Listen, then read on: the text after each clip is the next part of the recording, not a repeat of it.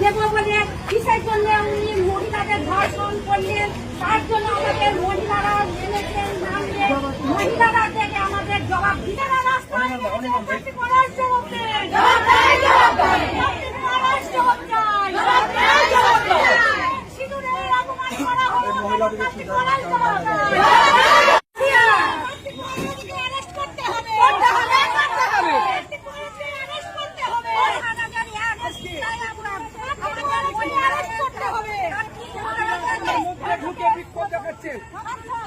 সেই ক্ষেত্রে আপনার শুনবো না, সব ধরনের রোদেই বসো, দেখি কতগুলো অ্যারেস্ট নেওয়া হয়েছে, দেখবো তার